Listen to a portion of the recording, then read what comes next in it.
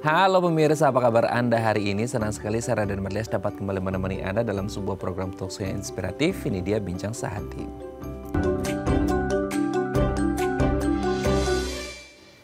Ya pemirsa, setiap ibu hamil yang lagi hamil, bayinya atau janinnya pasti ingin melahirkan bayinya dalam keadaan sehat, walafiat, tanpa kurang satu apapun ya. Tapi ya secara takdir mungkin di luar sana ada banyak banget gitu ya orang tua yang diberi keistimewaan dengan melahirkan anak-anak yang mengalami kecacatan. Salah satunya adalah kebutaan pada bayi. Nah sebenarnya bisa nggak sih dicegah dari dini, mendeteksinya gimana? Inilah topik yang akan kita bahas hari ini, yaitu cegah kebutaan bayi saat kehamilan. Nah ngomong-ngomong tentang bayi, janin atau anak, sekarang kita akan membahas terlebih dahulu nih fun fact bagaimana cara membangun bonding dengan bayi sejak hamil. Jadi kalau kita pikirannya, masa sih bayi atau janin masih dalam kandungan ini bisa diajak ngobrol? Pasti bisa. Kita lihat yang pertama. Bernyanyi dan mendengarkan lagu. Nah, kalau Anda suka nyanyi, Anda suka dengerin lagu, Anda bisa loh gitu. Meskipun kita pikirnya, kan di dalam perut mana bisa dengar. Ternyata bisa secara tidak langsung. Mereka bisa mendengarkan ketika kita bernyanyi atau kita lagi dengerin lagu favorit kita ya. Bisa jadi lagu anak-anak, lagu favorit kita. Pokoknya apapun yang membuat feel kita menjadi lebih baik ya. Jadi ketika kita berbicara tentang lagu-lagu yang indah, lagu-lagu yang menginspirasi, lagu kebahagiaan, create the happiness, itu ayo coba dengerin sehingga kitanya happy, pasti akan kebawa ke bayinya atau janinnya ya. Asalkan jangan dengerin lagu-lagu yang gimana gitu ya, jangan yang aku menangis ya, itu nggak bagus. Oke, kita lanjut poin yang kedua. Memijat perut dengan lembut. Nah ini sebagai salah satu yang namanya mungkin physical contact. Nah physical contact ini kan tidak hanya langsung skin to skin contact ya. Tapi juga bisa ngomongin tentang memijat dengan lembut. Tapi jangan yang keras-keras banget ya. Ini konteksnya bukan memijat untuk capek atau pegel. Tapi lebih kepada bagaimana ada kontak fisik antara ibu dengan janin atau bayi yang ada di dalam kandungan. Karena ini memiliki peran yang sangat besar hubungan bonding antara ibu dan juga si bayi atau janin. Oke, kita lanjut poin yang selanjutnya. Membuat jurnal kehamilan. Journaling ini saat ini tuh happening banget ya pemirsa. Kalau Anda googling di internet gitu ya. Journaling ini banyak sekali manfaatnya gitu. Tidak hanya ngomongin masalah psikologi seseorang, tapi juga untuk kehamilan ini berdampak besar. Kadang-kadang kita membuat jurnal kehamilan tidak hanya melulu masalah foto atau dokumentasi 1 bulan, 2 bulan, 3 bulan, 4 bulan. Tapi kita juga bisa nulis nih tentang diary gitu ya, tentang tulisan hari ini kita mengalami seperti ini. Jadi nanti bisa diceritakan tuh ya momen-momen indah ketika nanti si dedek bayinya udah lahir ke dunia. Jadi nanti diceritain, dia dulu tuh kamu gini loh, gini segala macam. Ada dokumentasinya, jurnalnya ya. Oke, kita lanjut pada yang selanjutnya pemirsa. Merasakan tendangan bayi ya, jangan dipikir bisa gimana-gimana tendangannya ya.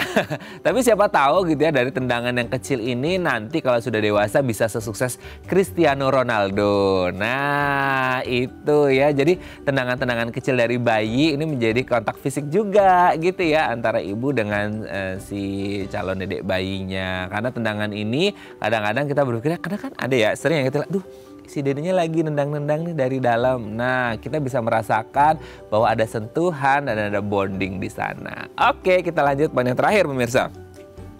Mengenalkan dengan anggota keluarga. Ya, meskipun posisinya masih di dalam kandungan, masih dalam perut, belum bisa lihat apa-apa gitu ya. Ini bisa jadi kayak ini.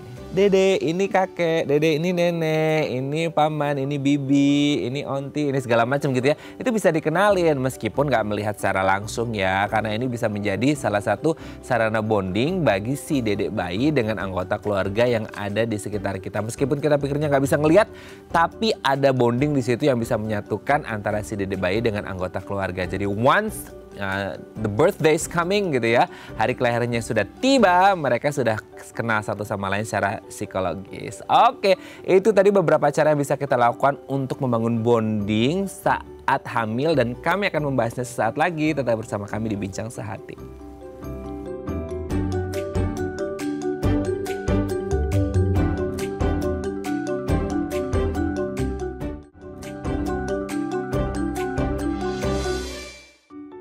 Baik, Anda masih bersama kami di Bincang Sehati. Tadi di segmen sebelumnya kita udah membahas ya gimana sih caranya bonding dengan bayi masih dalam kehamilan. Ternyata bisa loh kita komunikasi dengan calon bayi ya. Bagi Anda yang sekarang lagi hamil, lagi aduh first timer parents gonna be gitu ya. Ini yang jadi momen yang aduh indah banget setelah dinanti mungkin ada yang beberapa tahun, 5 tahun, bahkan 10 tahun. Ini menjadi momen yang sangat penting. Nah, untuk membahas gimana sih cara membangun bonding dengan bayi saat kehamilan telah tersambung nih bersama kami di sambungan Zoom dengan Mbak Anita Carolina Hendarko, SPSI MPASI Psikolog dari NES. Selamat pagi Mbak Anita, apa kabar?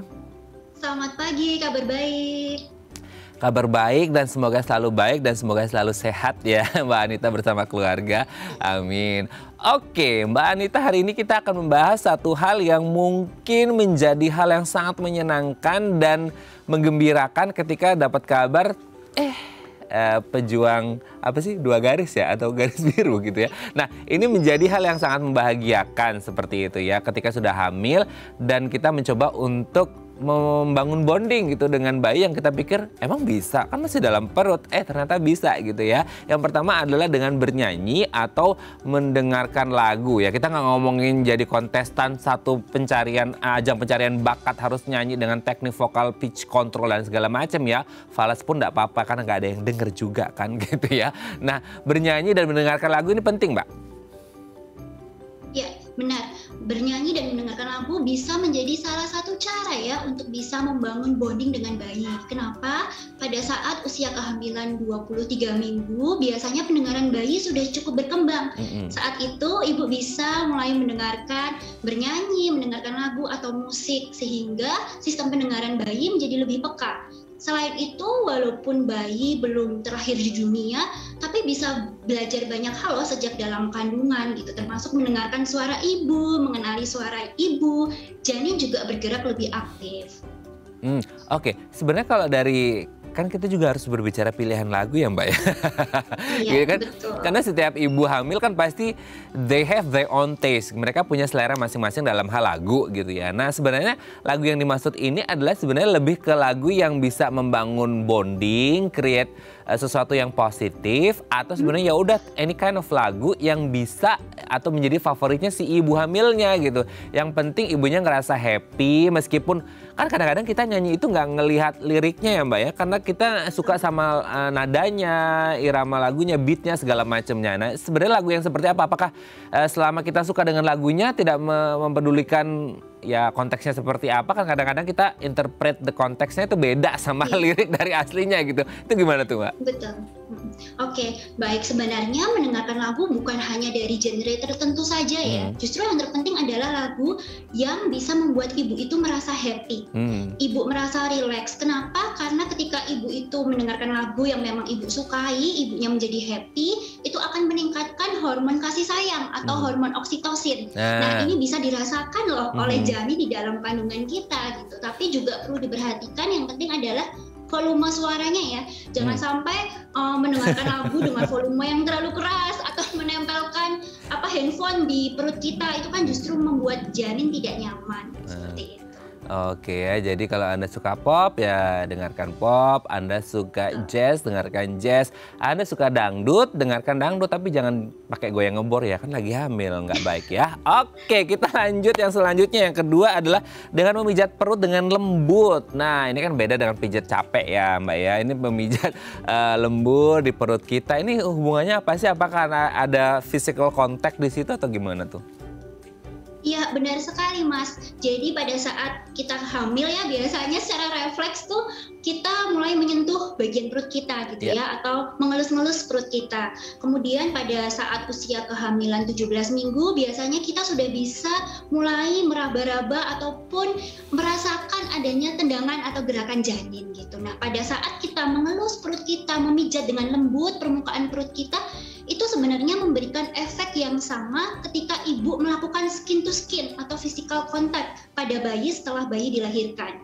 Ini akan merangsang tadi juga hormon oksitosin gitu ya, di mana ibu merasakan kehadiran bayi, merasakan gerakan janin, dan janin pun di dalam kandungan merasa nyaman, merasa dicintai, merasa hangat seperti itu. Oke. Jadi meskipun belum secara langsung gitu ya, skin to skin contact, tapi di situ sudah ada physical contact dari si ibu dan juga calon bayinya, dedek bayinya ya. Oke, kita lanjut yang selanjutnya. Ini juga kayaknya belakangan ini lumayan happening juga nih Mbak Anita tentang journaling ya. Journaling yang selama ini mungkin kita kenalnya untuk yang psychological side gitu, untuk sisi psikologis. Tapi ternyata juga untuk kehamilan kita juga bisa membuat jurnal ya. Karena kan selama ini mungkin orang pikirnya pendokumentasian kehamilan itu hanya sebatas pada foto atau video, footage itu aja gitu ya. Tapi ternyata dengan membuat jurnal, semacam mungkin kayak diary kali ya Mbak Anita, ini ternyata berdampak juga membangun bonding, gimana tuh? Iya, betul, betul sekali. Jika memang ibu suka menulis, bisa sekali dengan membuat jurnal ya. Karena ketika membuat jurnal, ibu bisa melepaskan emosi-emosinya, menceritakan pengalaman kehamilannya, atau tadi dengan dokumentasi, kemudian diceritakan gitu ya, dokumentasi foto USG atau maternity shoot itu juga boleh. Dan jangan lupa juga pada saat menulis, berikan kata-kata atau afirmasi yang positif kepada janin kita, berisi harapan dan doa-doa ibu untuk janinnya. Dan jangan lupa juga ya, paling penting adalah ketika selesai menulis, dibacakan sehingga janin di dalam tubuh kita itu bisa mendengar dan ikut merasakan bahwa ia dicintai oleh ibunya. Oke, nah Mbak Anita, ini kan seiring berkembangnya zaman kita sudah 3.0 atau 4.0 sudah ya gitu. Nah ini mau 5 malahan ya gitu ya. Nah ini kan semuanya sudah digitalized, lebih enak dan apa ya, memorinya itu momennya lebih kerasa dengan menulis tangan secara langsung, atau semua kan sekarang semua pinginnya serba instan gitu ya. Ya udah deh nulis di pad aja gitu, atau di note di HP. Lebih enak yang mana sebenarnya? Kalau kita ngomong kayaknya feel-nya lebih dapat yang nulis, tapi kan untuk everlastingnya mungkin di digital, atau dua-duanya boleh deh gitu. Iya, sebenarnya tergantung ya. Memang ada beberapa ibu yang sukanya menulis dengan menggunakan tangan atau scrapbook ya, bikin scrapbook dari awal kehamilan sampai nanti kelahiran gitu ya. Itu juga boleh dilakukan gitu. Tapi memang beberapa ibu mungkin ingin misalkan membuatnya di iPad atau di laptop, mengetik gitu ya, sehingga nanti bisa dikirimkan kepada anaknya gitu ya. Itu sebenarnya yang saya lakukan juga, karena saya suka mengetik gitu ya. Jadi saya ketik aja gitu ya di laptop apa yang saya rasakan pada saat kehamilan gitu, supaya nanti bisa saya bagikan atau saya sharekan kepada anak saya gitu. Kadang-kadang kita bikin email sendiri atas nama anak kita, terus kita kirim gitu ya, notes-nya, foto-fotonya, videonya. Wah, so memorable banget ya. Oke, kita lanjut. Yang selanjutnya adalah merasakan tendangan bayi. Aduh, kayaknya tendangannya belum sehebat Cristiano Ronaldo sih ya. Tapi manfaat itu memang bener ya Mbak ya. Maksudnya kan aku juga nggak pernah hamil ya. Maksudnya itu tendangan itu maksudnya apa sih feel yang dirasakan gitu Mbak? Iya, betul. Pada saat kita merasakan tendangan bayi ya, itu rasanya seperti ikan yang mungkin bergerak-gerak gitu ya awalnya. Kemudian nanti akan seperti Cristiano Ronaldo ini nendang ke sini, nendang ke situ gitu ya. Pada saat kita merasakan tendangan bayi, kita akan merasa terkoneksi. Wah, ada satu makhluk kecil yang tumbuh di dalam perutku gitu. Dan bukan hanya merasakan tendangan bayi tersebut, ibu juga bisa merespon tendangan ataupun gerakan dari janin tersebut. Sehingga apa? Sehingga bayi juga merasa terkoneksi dengan ibunya, merasa disayang, merasa nyaman, merasa tenang seperti itu. Jadi kita juga bisa melakukan misalkan seperti prenatal yoga, berenang, atau misalkan mengajak janin berbicara, sehingga biasanya pada saat kita relax, pada saat kita happy, gerakan janin itu lebih aktif lagi. Dan ini adalah salah satu cara membangun bonding yang baik ya. Oke, jadi mungkin sambil dibawa happy ya, jangan dibawa stres. Ayo dek, tendang kanan, tendang kiri, tendang kanan, tendang kiri, gol gitu ya. Meskipun nggak gol ya, karena nggak ada bolanya. Oke, tendangan bayi ternyata manfaatnya sangat luar biasa. Yang terakhir nih Mbak Anita, kita mencoba memperkenalkan dedek bayinya ini kepada anggota keluarga yang lain. Meskipun secara fisik ya, lagi-lagi secara fisik belum ada kontak, belum saling lihat-lihatan, ngenalin, dek ini kakek, dek ini nenek. Itu tuh manfaatnya gimana sih Mbak? Baik, tadi saya sempat singgung ya pada saat kita berbicara dengan janin walaupun masih di dalam kandungan sudah bisa belajar dan mengenal banyak hal gitu. Jadi khususnya ibu dan ayahnya bisa mulai mengajak berbicara, mengenalkan bahwa ini ibu, ini ayah, kakek nenek atau mungkin saudara dekat juga bisa ikut berbicara kepada janin. Supaya apa? Janin terbiasa mendengar suara dari orang-orang terdekatnya. Ini akan membantunya untuk terkoneksi ya pada saat nanti dia lahir, seperti itu. Oke. Jadi dari dalam perutmu, dari dalam rahim mereka udah denger ini suara kakeknya, ini suara neneknya, omnya, tantenya, dan lain-lain sebagainya ya. Jadi ketika lahir ini sudah terbiasa dengan suara-suara tersebut. Mungkin kita pikir masa sih bisa? Ternyata bisa pemirsa ya. Oke, terima kasih Mbak Anita Carolina Hendarko SPSI MPSI psikolog dari NES sudah berbagi. Semoga ini menjadi ilmu yang bermanfaat bagi ibu-ibu hamil apalagi yang baru pertama kali dan gimana cara ngebangun bondingnya masih bingung. Siapkan diri Anda untuk mengaplikasikan apa yang sudah disampaikan oleh Mbak Anita tadi. Terima kasih Mbak Anita sudah berbagi. Selamat kembali beraktivitas. Sehat selalu, salam untuk keluarga di rumah dan teman-teman di NES. Selamat pagi Mbak Anita.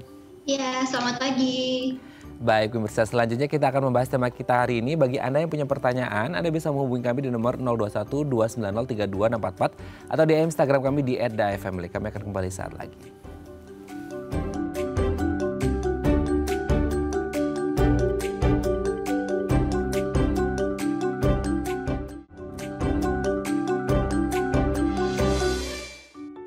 Baik, karena masih bersama kami di Bincang Sati, kita masih membahas tema kita hari ini bagi Anda yang hamil gitu ya. Bagaimana sih cara mencegah kebutaan saat kehamilan supaya bayi yang lahir ini tidak mengalami cacat, salah satunya adalah kebutaan.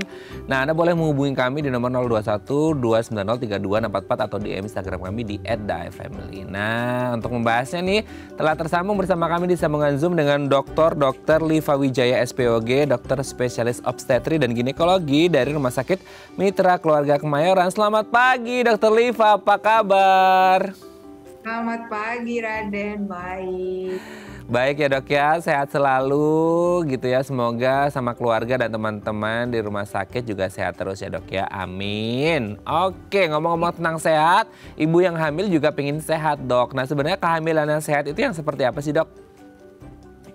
Kehamilan yang sehat pastinya ya keadaan umum pasti dilihat secara mudahnya ya. Secara general keadaan umumnya ibu baik, berat badan tidak berlebih, bisa beraktivitas dengan baik. Terus kemudian tidak ada, ya kalau memang ada perubahan dalam kehamilan, tapi masih bisa diatasi lah gitu. Jadi tidak ada darah tinggi, tidak ada kontraksi, tidak ada pendarahan. Itu kalau secara general ibunya. Janinnya harus dilihat juga gitu, pertumbuhan janinnya sesuai, kemudian berat janinnya sesuai, air ketubannya cukup. Intinya adalah dalam keadaan prima. Kehamilan itu ibunya baik, janin baik, pertumbuhannya baik, dan ibunya bisa beraktivitas dengan baik gitu. Sebenarnya secara general seperti itu. Secara general seperti itu. Nah itu kan yang sehatnya, tapi kan kita juga harus waspada ya dok ya terhadap, karena yang namanya orang hamil kan kadang-kadang agak riskan gitu ya, agak berisiko. Nah sebenarnya gangguan apa aja sih dok yang umumnya atau lebih sering terjadi ketika kehamilan ini dok? Sebenarnya kelainan kehamilan itu bisa dibagi ya berdasarkan usia kehamilannya gitu. Usia kehamilan trimester pertama, trimester kedua, atau trimester ketiga. Masing-masing trimester itu memiliki kelainan sendiri-sendiri gitu. Kalau di trimester pertama di bawah 13 minggu, pastinya yang jadi perhatian adalah apakah ada pendarahan, misalnya gitu, ada kelainan-kelainan seperti pendarahan atau nyeri perut yang berhubungan dengan ancaman keguguran. Terus bagaimana pertumbuhan janinnya, begitu ya, sesuai atau tidak dengan usia kehamilannya, heartbeat-nya bagaimana. Terus kemudian ada pemeriksaan screening di trimester pertama, kurang lebih di 12-14 minggu. Nanti di situ kita bisa memperkirakan kemungkinan ada kelainan kromosom pada janin yang terlihat dari screening USG. Dari situ saja. Nah, untuk kelainan-kelainan ibu mungkin mual muntah begitu. Kalau mual muntahnya bersifat ringan masih bisa diatasi, oke. Tapi kalau mual muntahnya hebat, kita sebut sebagai hiperemesis gravidarum, itu pun harus penanganan. Kalau untuk di trimester kedua kelainannya berbeda lagi gitu. dilihat dari perkembangan janinnya, air ketubannya bagaimana, kemudian ada screening kelainan janin kurang lebih di usia 20-24 minggu gitu. Apakah organ-organ ini udah lengkap, terus kemudian pertumbuhannya bagaimana. Nah, di trimester ketiga beda lagi, ya memang kita lihat kecukupan air ketuban, berat janin, dan perkembangan atau pertumbuhan organ-organ lainnya, misalnya pertumbuhan tulang-tulang panjang, apakah sesuai dengan usianya. Nah, trimester 2 dan trimester ketiga ada kelainan yang mungkin bisa terjadi seperti peningkatan tekanan darah tinggi yang berhubungan dengan kehamilan, seperti kita sebut preeklamsia, kemudian gangguan metabolisme gula, yaitu diabetes dalam kehamilan bisa terjadi. Kemudian hal-hal tersebut bisa berhubungan dengan prematuritas, kontraksi, pendarahan, ataupun ada infeksi yang bisa menyebabkan kontraksi pada kehamilan. Kemudian berat janin, air ketuban juga bisa terganggu pada usia trimester 2 dan trimester ketiga, sehingga memang ibu hamil memerlukan pemeriksaan yang komplit dan secara berkala begitu. Oke, pemeriksaan yang komplit ya dan menyeluruh. Sorry dok. Nah, tapi kalau kita berbicara tentang kebutaan gitu, sesuai dengan tema kita hari ini, sebenarnya apa ya dok yang menyebabkan bayi yang mulai dari kehamilan ini bisa mengalami kebutaan? Faktor apa saja yang bisa menjadi faktor risikonya? Kebutaan itu sebenarnya bisa kebutaan pada, kan kita lihat bayi itu, kebutaan itu kita nggak bisa ngelihat dari, oh ini janinnya buta nih, gitu. Karena kita bersifat fungsi ya. Kalau fungsi itu memang harus setelah lahir, kemudian kita lihat fungsinya bagaimana. Sama dengan tuli, kita nggak bisa mendiagnosis tuli di saat di dalam perut, karena berhubungan dengan fungsi gitu. Cuma, jadi otomatis kita mendiagnosis sebagai neonatal blindness. Jadi kebutaan setelah lahir itu bisa disebabkan oleh memang pada saat kehamilan atau pada saat proses persalinan atau setelah lahir. Setelah lahir juga bisa menyebabkan kebutaan, dan pemeriksaan kebutaan pada janin itu memang pada bayi baru lahir itu memang agak sulit ya, karena pada dasarnya bayi kan memang pandangan pada setelah lahir juga nggak jelas seperti kita orang dewasa melihat, oh ini mama, mukanya mama jelas. Mereka hanya bisa melihat gambaran-gambaran yang warnanya lebih gelap, dan itu gambarannya kabur. Biasanya dokter anak, saya udah discuss dengan dokter anak, biasanya apa yang diperiksa pada bayi setelah lahir itu untuk melihat kelainan pada matanya.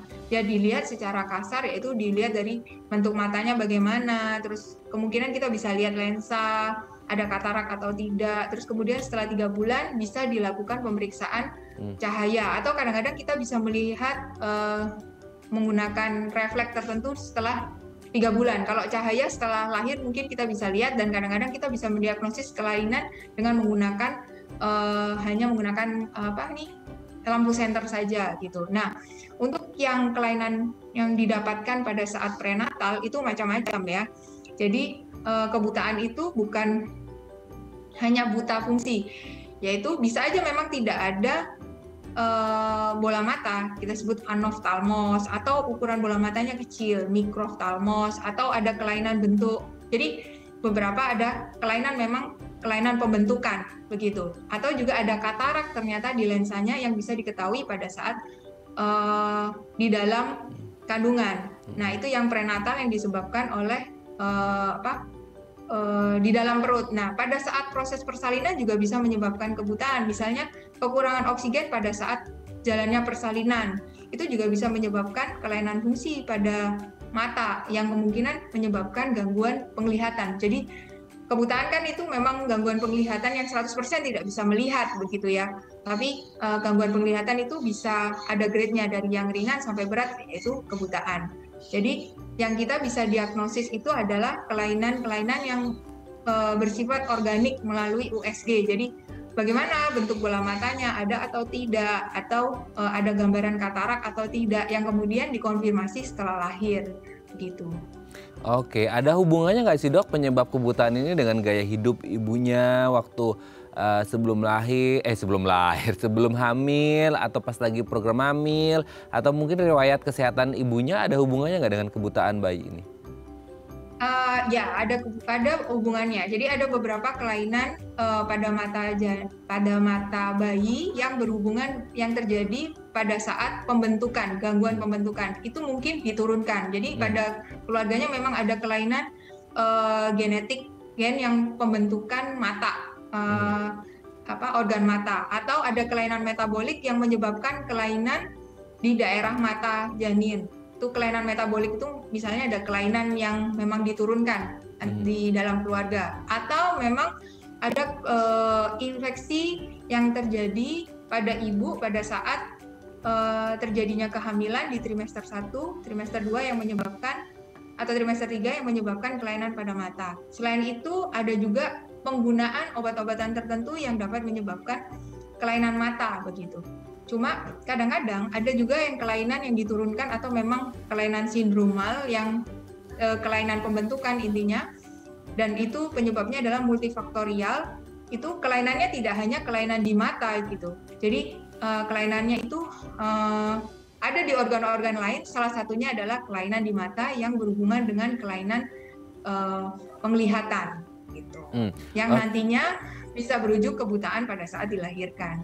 Selain itu satu lagi, kalau di dalam perut bisa juga kalau ibu-ibu yang melahirkan anaknya prematur, ada juga yang kita sebut retinopati prematurity, itu juga bisa bayi-bayi yang lahirnya prematur, atau itu tadi ada kelainan persalinan sehingga menyebabkan kekurangan oksigen pada saat dilahirkan, sehingga terjadi gangguan penglihatan pada saat pada saat dilahirkan. Biasanya kalau anak-anak yang dilahirkan prematur atau persalinan yang bermasalah, dokter anak juga akan langsung berkonsultasi dengan dokter mata untuk memastikan bagaimana keadaan retina bayi tersebut. Biasanya seperti itu. Oke. Ini menjadi hal yang sangat penting ya untuk catatan para ibu hamil. Nah, nanti mungkin setelah break kita akan berbicara tentang ada nggak sih gejala khusus yang mungkin dirasakan, atau kan namanya orang hamil pasti ada pemeriksaan rutin ya dok ya. Nah, selama pemeriksaan rutin ini ada nggak sih hal-hal yang patut dicurigai yang bisa berujung pada risiko kebutaan pada bayi ketika lahir? Nanti akan kita bahas di segmen selanjutnya ya dok ya. Baik pemirsa, kalau Anda punya pertanyaan seputar tema kita hari ini 021 290 3244 atau DM Instagram kami di @daefamily. Kami akan kembali saat lagi.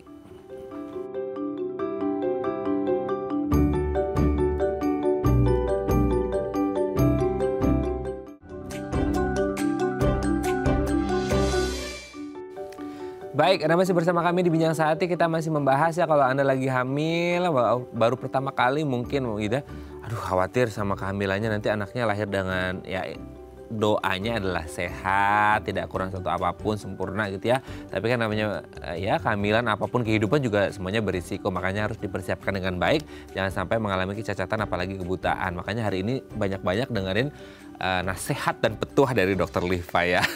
Nah, kalau Anda punya pertanyaan seperti biasa 021 290 3244 atau DM Instagram kami di @daefamily. Kita masih bersama dengan Dr.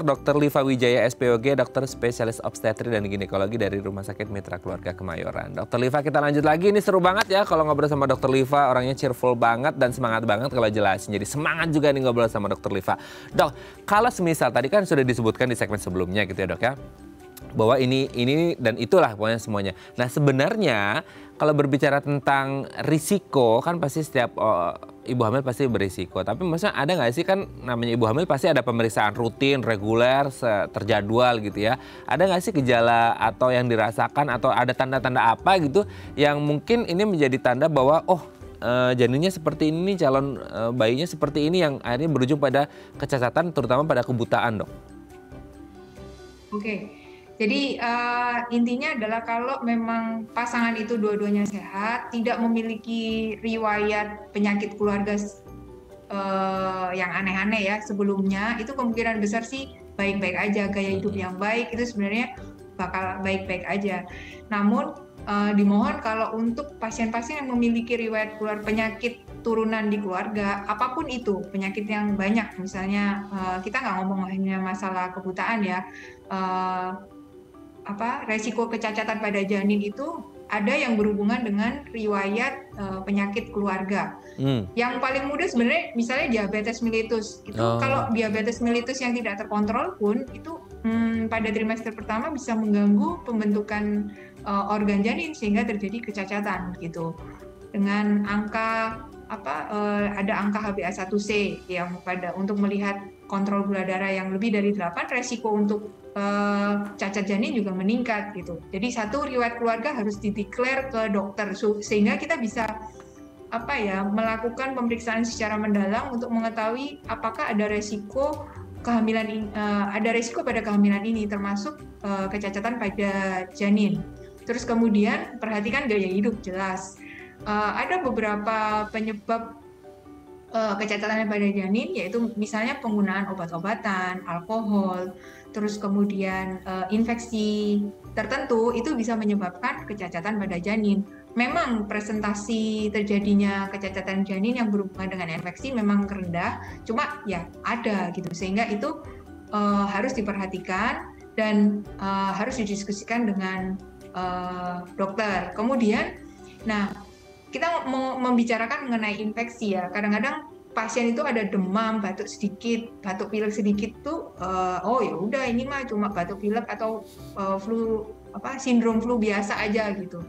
Baiknya sih segera konsultasi ke dokter karena kita harus memastikan apakah ini memang infeksi flu biasa atau infeksi virus lain yang bisa berhubungan dengan kecacatan pada janin begitu. Terus selain itu harus memperhatikan gaya hidup yang lain gitu, dipastikan memang makan baik, kemudian kecukupan hidrasi, pemilihan makanan yang baik sehingga pertumbuhan janin cukup baik dan tidak terjadi komplikasi kehamilan yang menyebabkan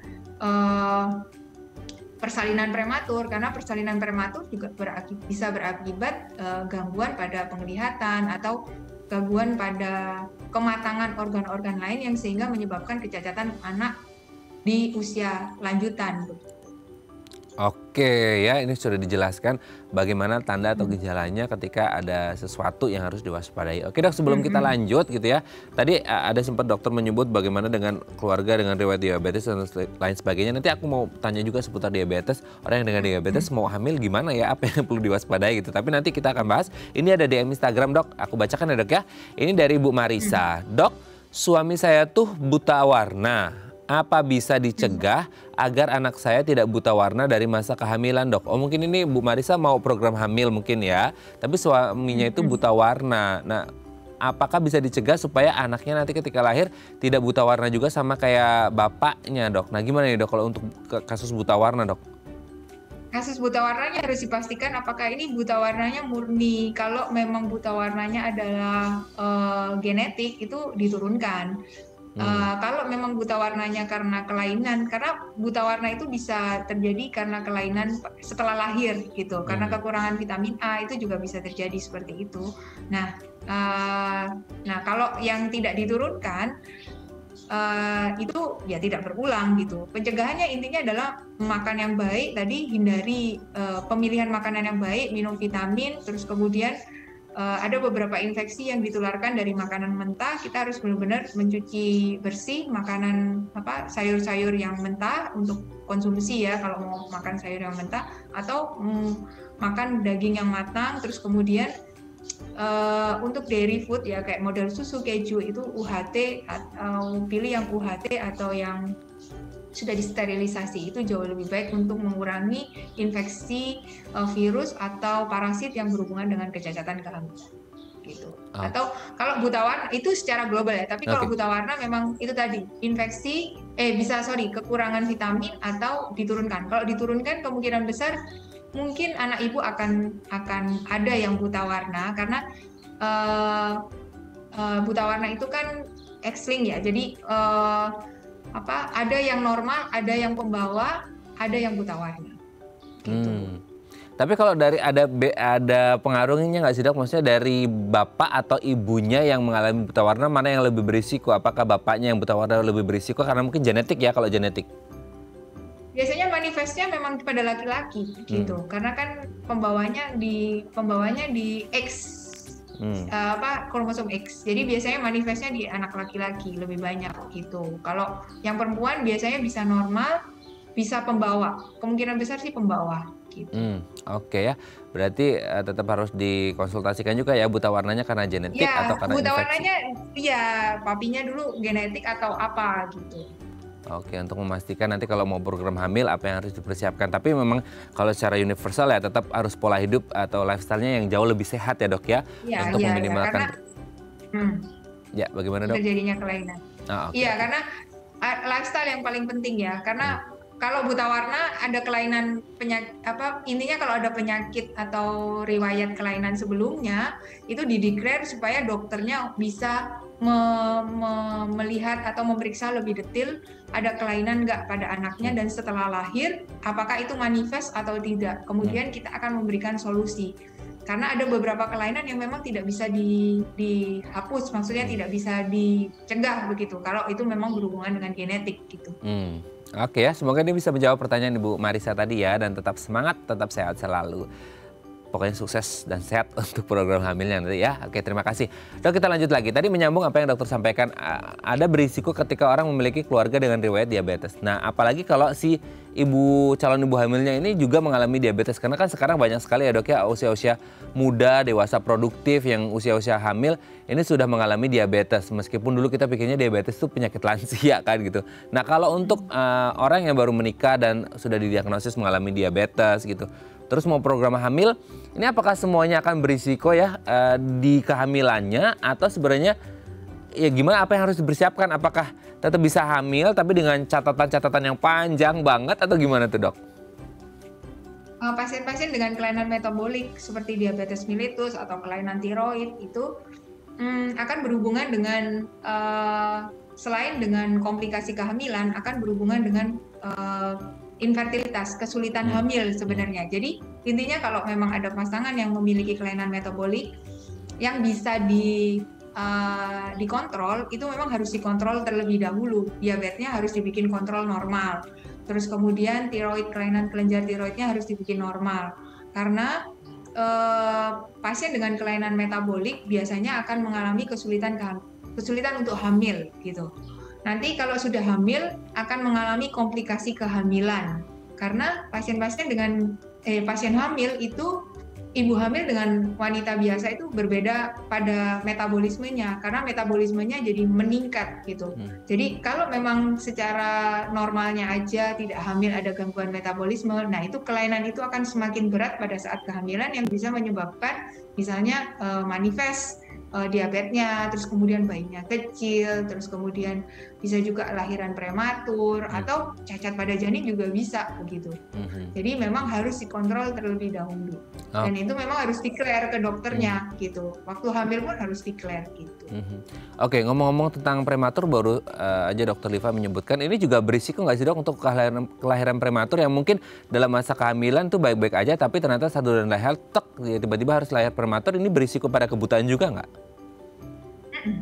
Kalau prematur itu karena belum matang ya, jadi ada banyak resikonya pada mata, terus kemudian hampir semua organ bisa jadi kuning, kemudian mudah kedinginan atau bisa kelainan pada ususnya karena kekurangan oksigen gitu.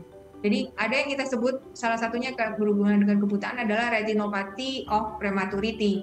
Jadi karena kebanyakan oksigen, terlalu banyak oksigen yang diberikan atau terlalu sedikit oksigen yang diberikan sehingga menyebabkan kerusakan saraf mata. Karena pada saat prematur tuh retina kan memang sangat mudah terganggu jika ada kekurangan atau kelebihan oksigen, sehingga memang kalau ibu-ibu yang melahirkan prematur di rumah sakit besar biasanya memang setelah semuanya stabil, dokter anak akan berkolaborasi dengan dokter mata untuk melihat keadaan retina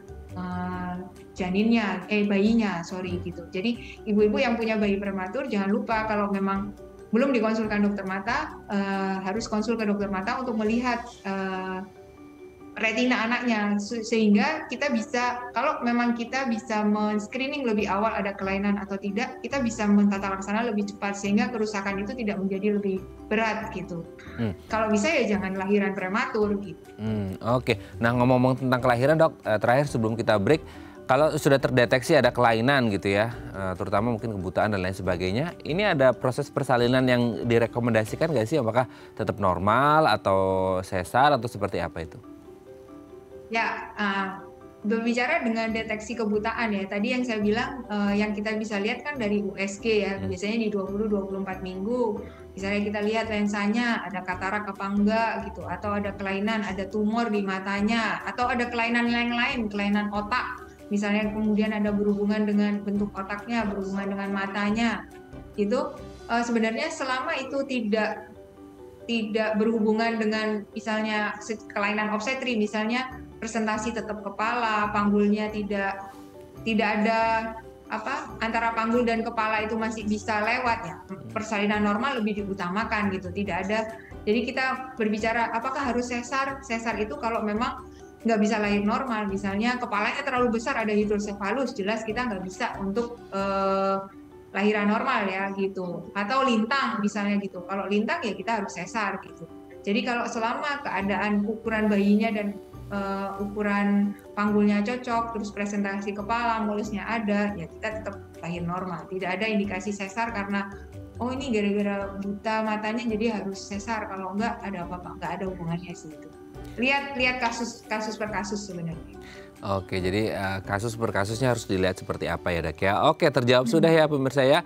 Bagaimana cara mencegah ketika terjadi kebutaan pada kehamilan ini dicegahnya seperti apa tadi sudah dijelaskan oleh Dr. Liva. Nanti di segmen terakhir Dok kita akan membahas secara universal ya.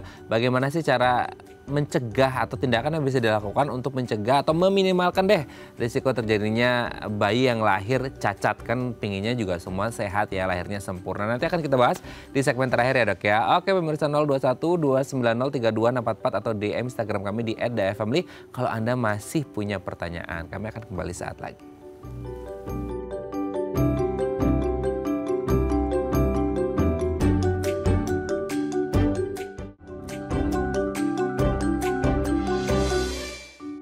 Baik, Anda masih bersama kami di Bincang Sehati, kita masih bersama dengan Dr. Liva. Dok, sebelum kita ngomongin tips dok, itu ya, kan tadi ada yang sempat tanya juga yang lagi banyak diperbincangkan itu seputar virus. Kalau virus toksoplasma seperti apa? Nah ini juga pengaruhnya ke kehamilan, ke janin, terutama pada kebutaan gimana tuh dok? Ya ini sering banget sebenarnya orang datang gitu ke poliklinik, dok ini toksonya positif gitu, ini gimana bayinya? Pada dasarnya infeksi toksoplasma itu bukan virus ya, toksoplasma itu parasit, terus kemudian ada virus yang lainnya, namanya yang kita gabungin itu TORCH ya, toksoplasma, cytomegalovirus, dan rubella.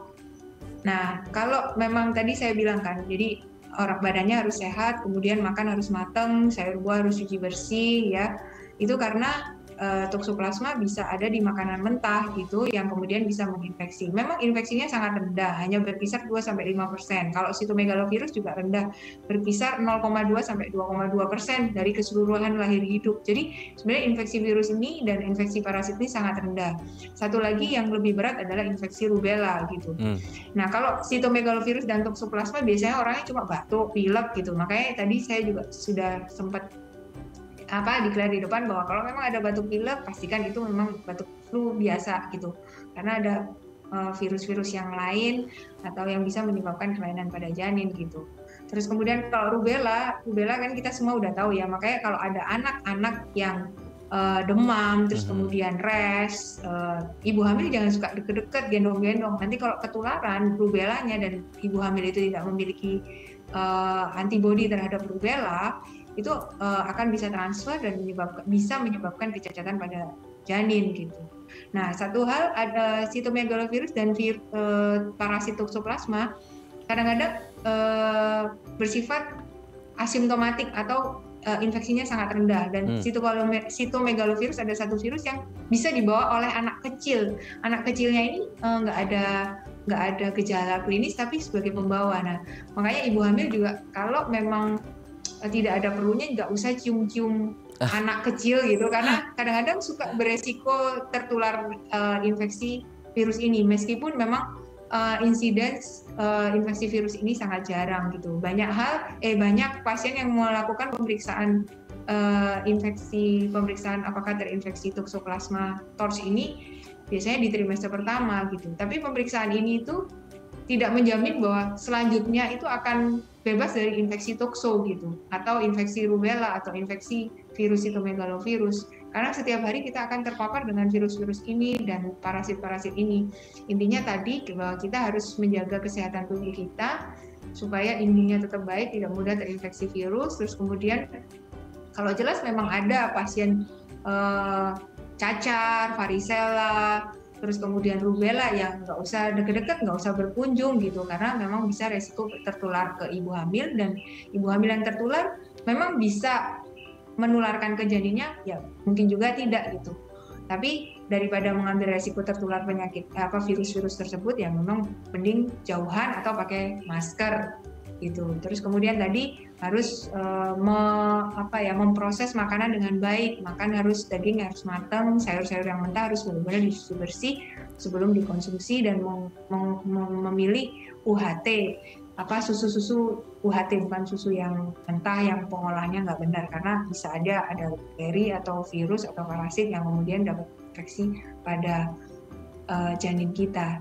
Dan jangan takut Bu, maksudnya sebenarnya pembahasan mengenai virus terhadap kelainan janin ini sebenarnya perlu waktu yang sangat panjang, karena ada juga orang yang terpapar virus ini ternyata bayinya juga nggak ada apa-apa gitu. Jadi kalau memang ada pemeriksaan virus laboratorium ibu ada yang menunjukkan kemungkinan ada infeksi virus atau infeksi parasit, ibu harus konsultasi yang mendalam dengan dokternya, kemudian dilakukan pemeriksaan secara lengkap, secara berkala untuk memastikan apakah memang bayinya itu terpapar virus atau tidak. Karena ibunya terpapar virus belum tentu bayinya juga bisa terpapar virus, tapi kita harus memberikan pencegahan supaya virus yang masuk ke dalam tubuh ibu tidak menginfeksi janinnya.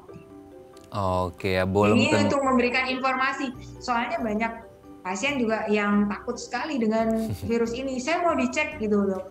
Mau cek ini, mau cek sampai berapa kali kamu cek, karena setiap hari kita bisa ketemu virus dan parasit ini. Intinya adalah gaya hidup sebenarnya. Oke, intinya gaya hidup ya, dijaga pola makannya, pola istirahatnya, pokoknya lifestyle-nya dijaga yang baik supaya ibunya sehat, janinnya, dan ketika lahir nanti bayinya juga sehat, tidak mengalami hal-hal yang tidak diinginkan. Pokoknya sempurna semuanya ya. Baik, terima kasih Dr. Liva Wijaya SPOG, dokter spesialis obstetri dan ginekologi dari Rumah Sakit Mitra Keluarga Kemayoran, sudah berbagi ini ilmu yang penting bagi ibu-ibu ya, Mahmud, mama muda ya, yang lagi mau hamil, program hamil atau lagi hamil, bisa menjaga kehamilannya supaya nanti ketika dedek bayinya lahir, terlahir dengan sehat dan sempurna. Terima kasih Dr. Liva, sehat selalu, selamat kembali beraktivitas. Salam untuk keluarga di rumah dan teman-teman di Rumah Sakit Mitra Keluarga Kemayoran. Selamat pagi Dok. Oke pemirsa, itu tadi perbincangan kita seputar tema yang sangat menarik sekali. Semoga bermanfaat ya. Saya Raden Matias pamit, sampai jumpa dan selamat kembali beraktivitas.